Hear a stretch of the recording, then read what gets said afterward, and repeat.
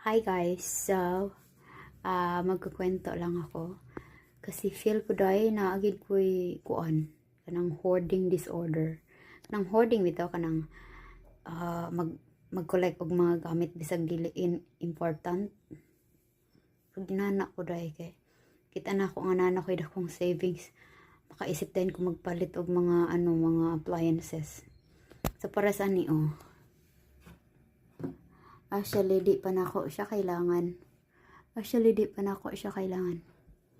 So, parehas ani. Actually, dili pa na ako siya kailangan. And then, since naisip na ko siya nga, kailangan na mauging nani sa balay para dili na mapalit og ice, para di na mag-init og tubig.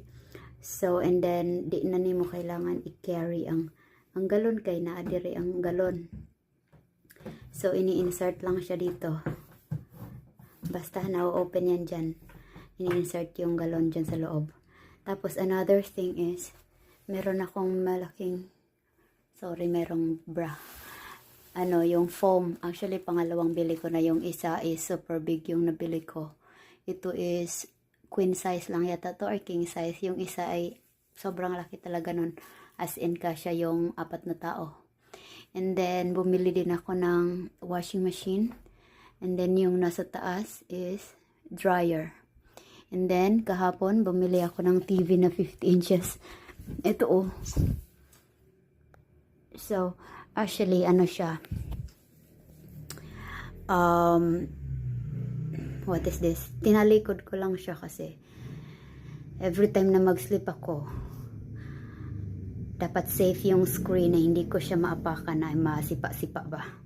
And then, kahit meron pa akong ganyang speaker, bumili din ako ng another na speaker, which is this.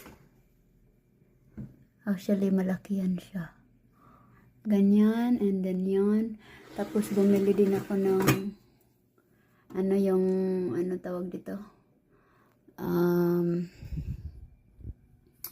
What is this?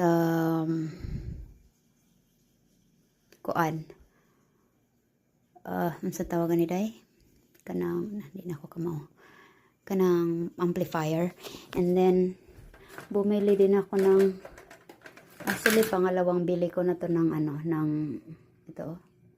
Platinum Karaoke. Kasi nung last year, bumili ako. And then, pag uwi ko ng Masbate is iniwan ko dun kala mama kasi mahilig din silang magkanta.